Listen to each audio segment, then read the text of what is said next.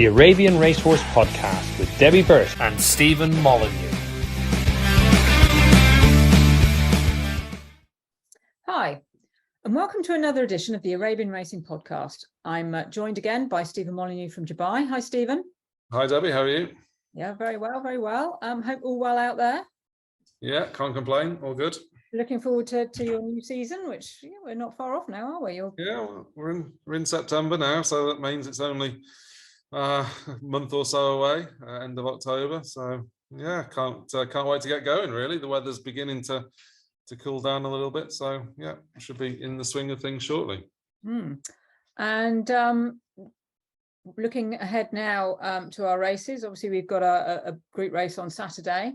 And one of those runners ran in our most recent race, the Rossdale's Veterinary Surgeons Handicap, which was a 0-85 at Lingfield last week, won by Rebel Athbar.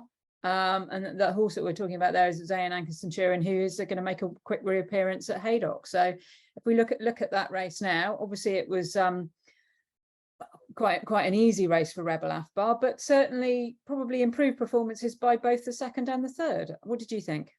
Yeah, it was obviously, as you say, in the end, a good opportunity for Rebel Athbar to continue on his merry way, a small field up against a couple more exposed rivals, and he obviously had the class angle. I think when we previewed the race, we felt one or maybe a couple of chinks in Rebel Athbar's armour might have been the surface and the possibility of Zayn Anchor Centurion being able to dictate, which he did to a degree, but I think when you've got Tygo O'Shea on an Arabian, you should probably be wise to the fact that he's going to have every tactical angle covered, and he always had Rebel Athbar just sort of on the quarters of Zayn Anchor Centurion, keeping him honest, and needed a bit of persuasion, I suppose, to go ahead and win, but did win quite comfortably in the end. I think the official winning margin was nearly 3 lengths, but it probably felt as though he had a bit more in hand than that. Zayn Anchor Centurion gave his all. It was probably one of his easier assignments for some time in terms of the race or the type of race that he was contesting.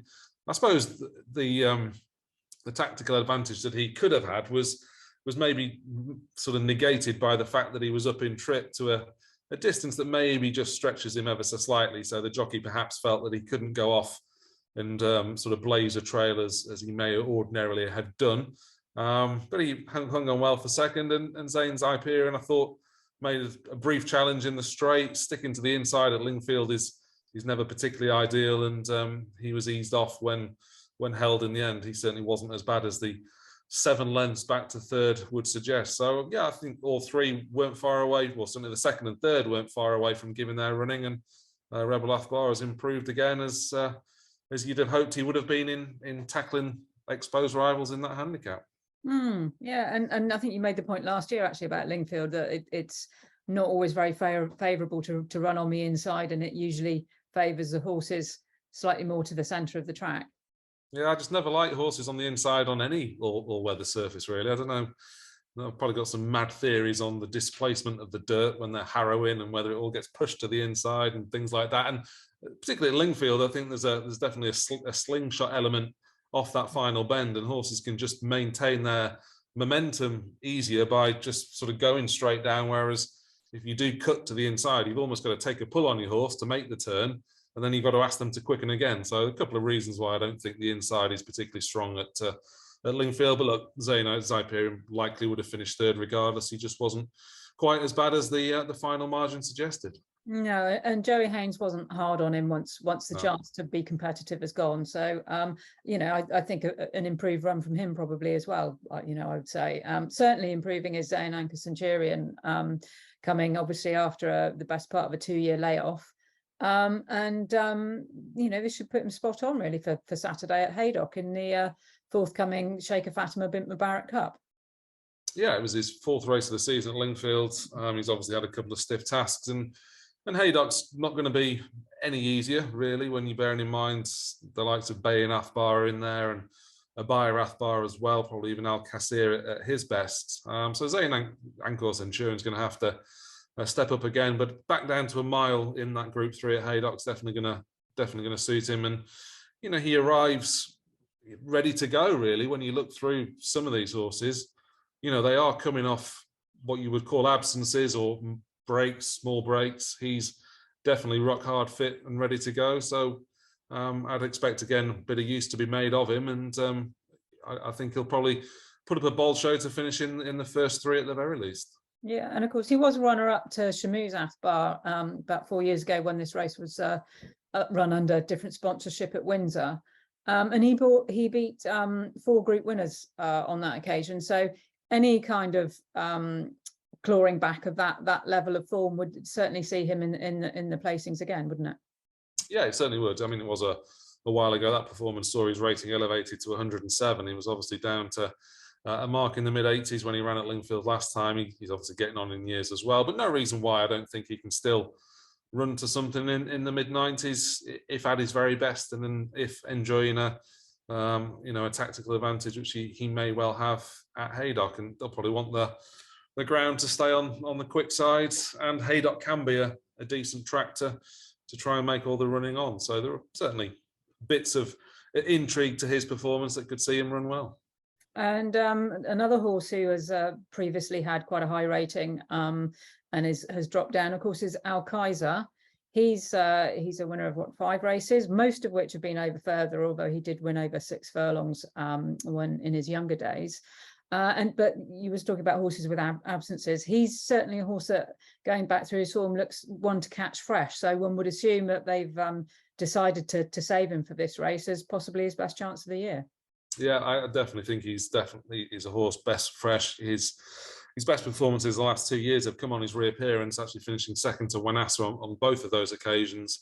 It's not that he's not held his form in subsequent seasons. It's just that that one big performance does seem to come first time out. Even if you go back through his record, he won his only start in 2020, won on his reappearance in 2019 and 18, and won on his debut in 2017. So throughout his racing career, he's never finished worse than second. First time out, a break of, what will it be, since the 27th of July when he ran at Goodwood. It's a couple of months. It doesn't seem a massive amount, but it's probably quite significant in his pattern. And I think he can probably better his 5th placing in this race. Certainly last year, Bayan Athbar was about 5 lengths ahead of him on that occasion. And realistically, finishing within 5 lengths of Bayan Athbar might be good enough to see him finish 2nd or 3rd this time around. And I mean, my only concern with him is he's never actually won at any point that he's contested a mile, but I don't think he's contested a mile when it's been his first run in the season. So it just all points to possibly he just needs to be a horse caught fresh. Certainly Bayan Athbar has been relatively unexposed this year. She was supposed to be reappearing we were supposed to see her out at Goodwood in a race that probably would have suited her quite well and could possibly have seen her certainly in the prize money. But she had a knock overnight in the box and had to be withdrawn on the morning of the race. Yeah, which was a shame, because I think we both felt that she was the sort of horse that would run better. The better race she contested up against, I'm not saying she would have got anywhere close to winning at Goodwood, but I don't think finishing in the first 5 or 6 was inconceivable. At the time when she was beaten by Ecleal Athbar earlier in the season, there was probably 1 or 2 eyebrows raised, but the subsequent performances of that one have proven the form to be very strong, and she actually looked like winning the race as well for much of the way, didn't she? She travelled typically well. She hit the front, and as we saw, the old ears went forward and back, and she probably just idled quite markedly in front. So there's definitely a bigger run in her. I think she'll get the pace set up to suit her with Zayn Ancor Centurion and Bayan Athbar in there. You might be able to suggest whether she's got the headgear on or not. It was muted before. Yeah, first time blinkers. And to be honest, when Tom got off her after winning this race last year, he said headgear. And it was mentioned again before, and I think probably Tab might have mentioned it actually last year as well when he won the Newbury race on her. So, she's always been a horse that has definitely hit the front and thought she's done enough. So yeah, no surprise to see the blinkers on it, and that could just be enough to make the difference with the fact that obviously she'll be carrying a penalty on Saturday.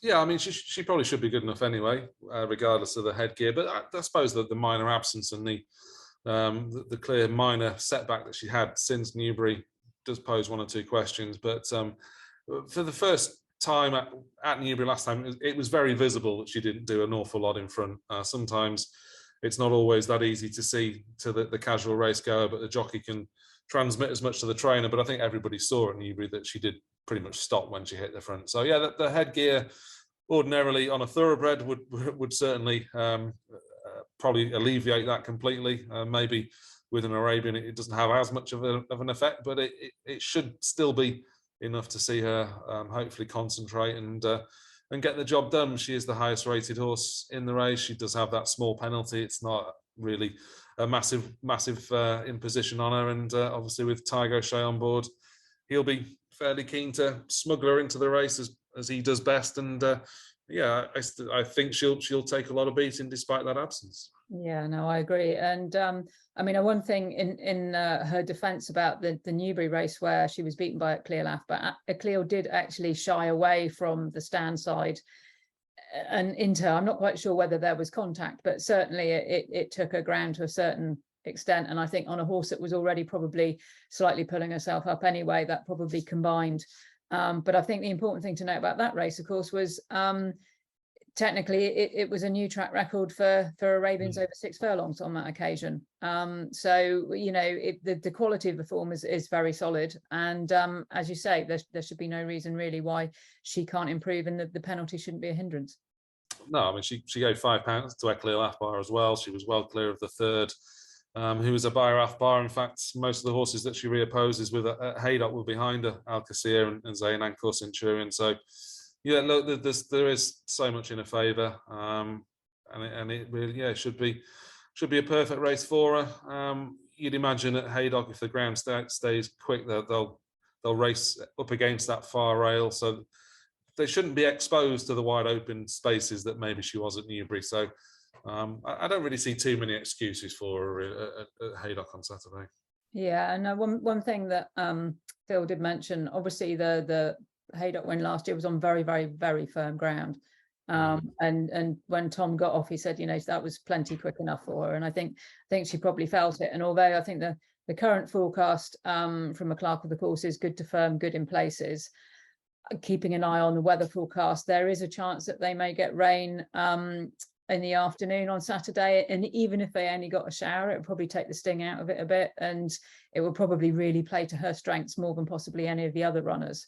Where are we? Abir Athbar definitely, as we've discussed throughout the year, a better horse on quick ground, so that would probably, you know, blunt her speed just a little bit. And Al Kaiser, he's one on good to firm and good to soft as well as on the all weather, so he's not at all ground dependent.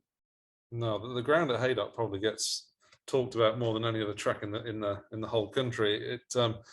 It can turn pretty quickly. I did note from the Twitter feed of the BHA this morning that they were watering as well, which I'm sure does send shivers down the spine of any trainer with any horse planning to run in Haydock at Haydock this weekend. So it would be something to keep an eye on.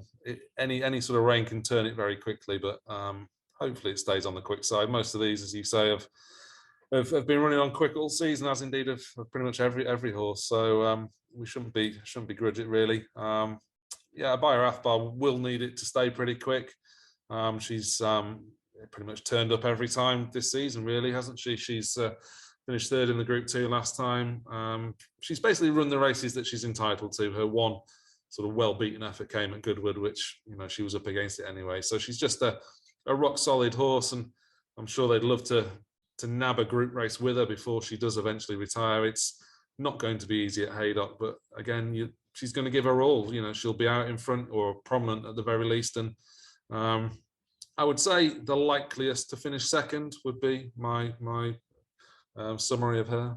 Yeah, and we better not forget the two down the bottom. Balkis, who of course is proven at this trip, and she was the best place finisher of all the British train runners at Goodwood over a mile in the summer. Of course, that was on good ground, which wouldn't have played to some of these strengths. And Zayn Ankor Centurion was coming back after his break, so you know, it wasn't really at full fitness. He'd got one run beforehand, hadn't he? So excuses there. She's not really, doesn't look like she's going to get beyond a sort of at best a mark of 85. I mean, I know she's on 79 here at the moment. What do you think of that?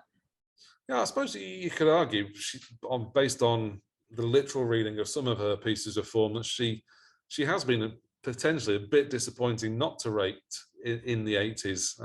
Go back to that Wolverhampton victory right back at the start of the season, where she actually beat a clear Athbar, giving that horse £4. So that's obviously rock solid form. Clearly a day where Balkis was very ready to win and hasn't necessarily gone on from that. The one good run did come when she finished second to Paramore Angel, but again highlighting her limitations perhaps off a mark in the late 70s. So yeah, bits and pieces suggest she could excel herself. She's obviously been kept fairly busy as well. She ran behind Eclair Athbar at Newbury last time. But yeah, strike rate of 1 from 11 perhaps doesn't do her ability justice. But she is definitely going to be up against it at Haydock. And the other horse in there, Mulan, well, probably the rating says it all on that one. She's way down in the 30s. I'm sure Connections were hoping that they could nick a bit of prize money. I think it goes down to 6th, if I'm right in saying. Yeah, and in Mulan's case, I mean, proven over the trip, albeit in a much lower grade in a handicap, but it's one of their nearest courses, so you can understand the reasoning behind that, and it will be one of the few chances they probably get to run now towards the end of the season. So an understandable declaration anyway, even though obviously it's not going to be challenging for the honours on this occasion. No, and I'm sure she'll be ridden in such a way where she won't get in the way, which is the main thing. I think she's invariably held up anyway, and perhaps over this trip up against these sorts of horses, she's likely to get outpaced fairly quickly, having won over as far as 1 mile and 5 furlongs at Chelmsford. So yeah, look, you don't often see horses this lowly rated running in group races. It certainly looks a very competitive race. I mean, any chinks in Bayan Athbar's armour in terms of recovering from an injury, which was very minor, I hasten to add, but the others they're all pretty evenly matched, aren't they? I mean, it should be a good race for the places, if not for the first spot. Yeah, and if anything other than Bayan Athbar does win, they probably deserve to, because they have had to run out of their grade much of the season in these group races. They've ensured decent fields for these group races, so I certainly wouldn't begrudge anything. A Zaynan Core Centurion, a Bayer Athbar, Al Qasir.